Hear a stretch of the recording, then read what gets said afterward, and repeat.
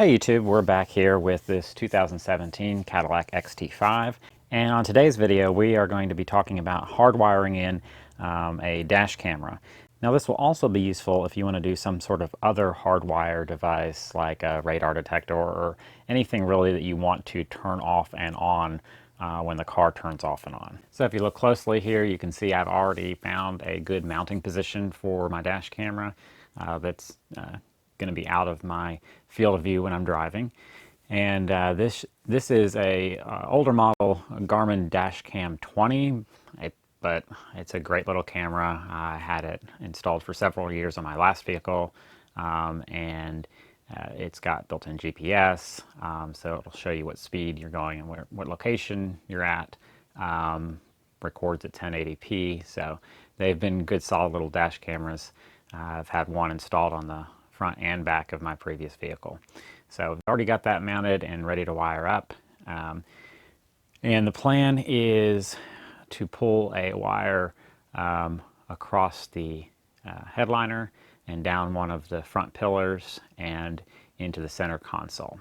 All right, if you look closely there, you can see on the XT5 the center console has a little storage bin in the bottom, and there is a power outlet down there. Just your standard 12 volt cigarette lighter style power adapter or power jack, and that power outlet is switched with the car, so it will turn off and turn on when the car is off and on. And for my application, that's what I want. I want the cameras to turn off and turn on. With some fancier cameras out there, you might want to find a power source that's on all the time. Some cameras support being able to be woken up by motion when the car's off. So there's going to be obviously other ways that you could handle that. But for this application, I want a switched power source, and that is what we're going to tie into. Now, I realize a lot of people will tie into some sort of 12 volt power source that is closer to the camera, up in the console, up on the roof, into the mirror itself, or the console there where the sun or where the moonroof controls are. And I'm sure there's lots of 12 volt switched power sources up there. I'm not a fan of doing that unless I absolutely have to.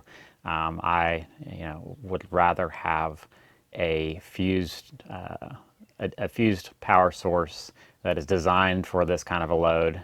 The cameras don't put a ton of load on it, but we don't know what those other circuits up there were designed for and what kind of load they were designed for, where this was designed specifically for this. And it's going to be easy to troubleshoot down the road. If a fuse were to pop, we just know to replace the one for the auxiliary outlet here. So as I alluded to before, I'm going to tuck the power cord up along the headliner here, which shouldn't be too bad, and then run it down this pillar here, and then down under the dash into the center console. So I'm going to go ahead and pull this first. We'll see if it's like the SRX. If it is, it's not going to be too bad.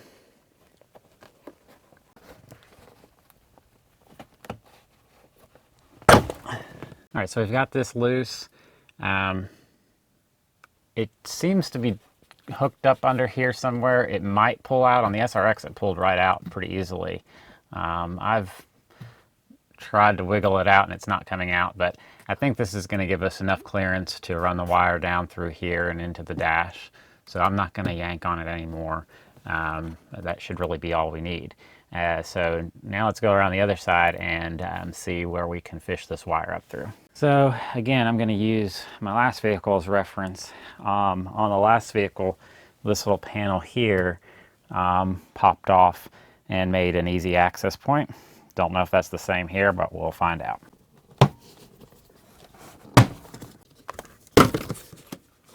So very similar, and that gives us likely a good way to fish the cable up through this pillar.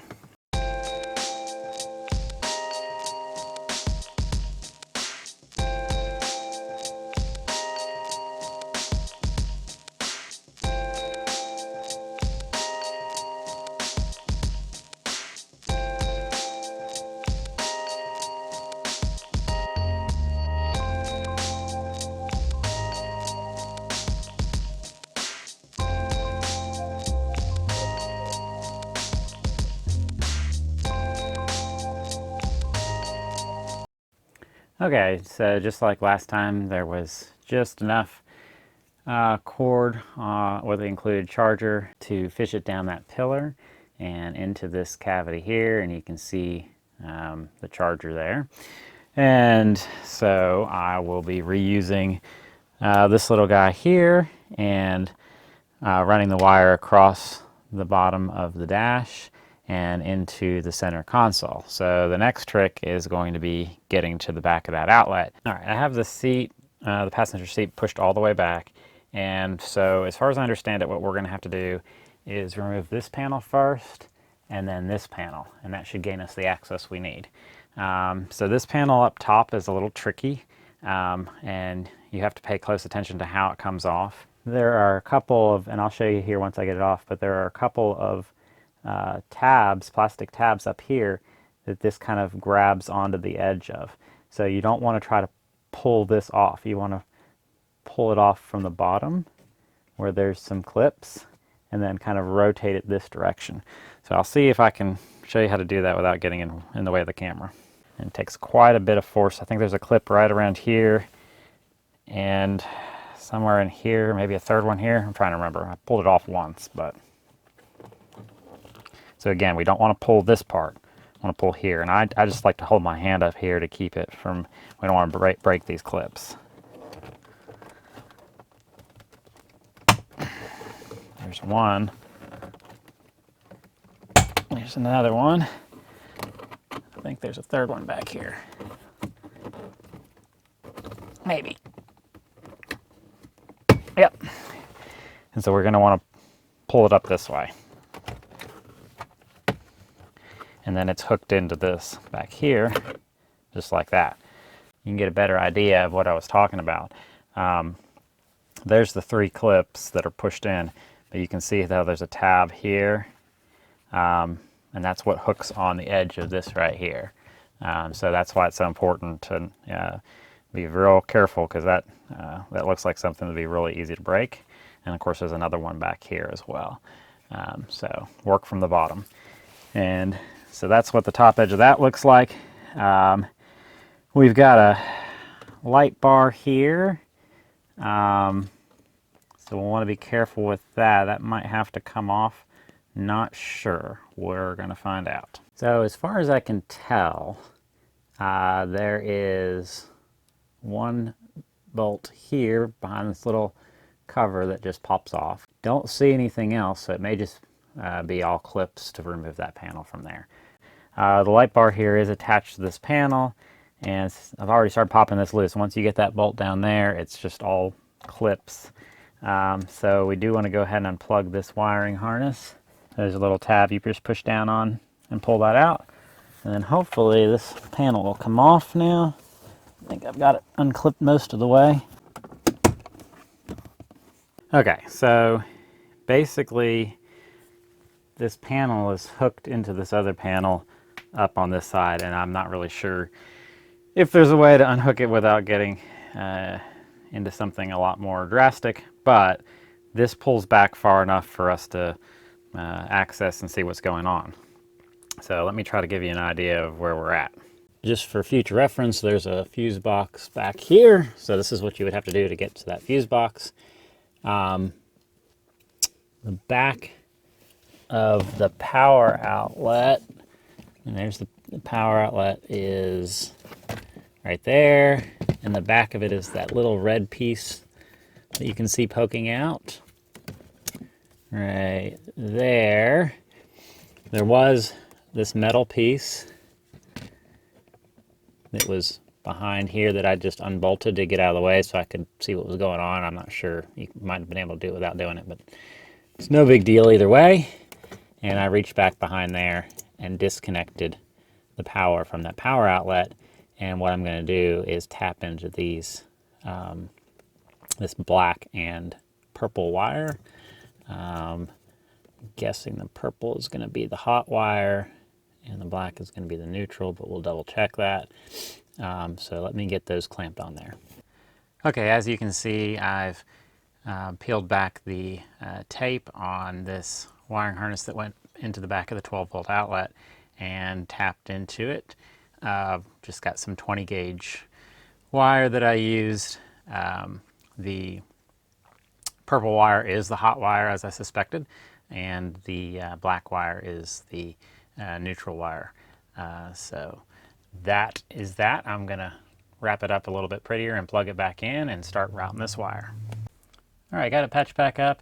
Wrapped up this wire a little bit with some tape and plugged it back into the back of the outlet. So there's our brand new wire ready to run up to the dash cam, and stuck this. And now you can see where that piece of metal was that was kind of blocking it. There's a couple bolts, or about 3 bolts down there. Again, you don't necessarily have to remove this, but it just made it easier to unplug that and fish that wire out. So now we're ready to route the wire up into the dash. All right, there was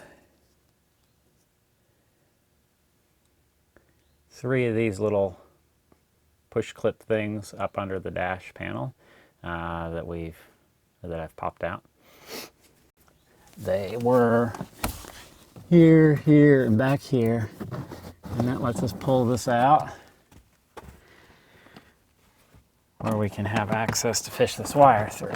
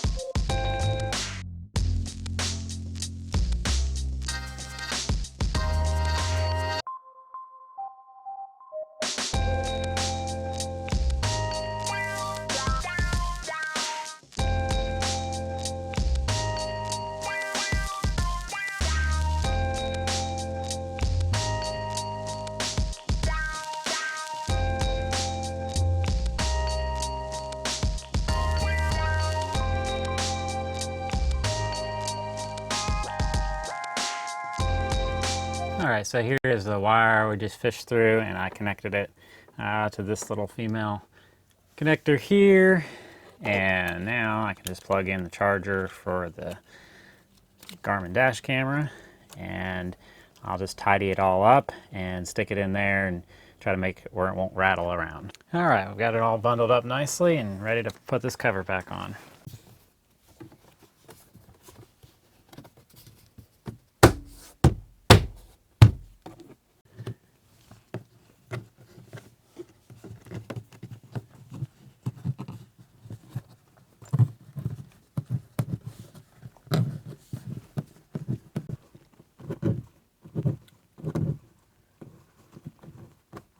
All right, we got everything put back together, and it's ready to rock and roll.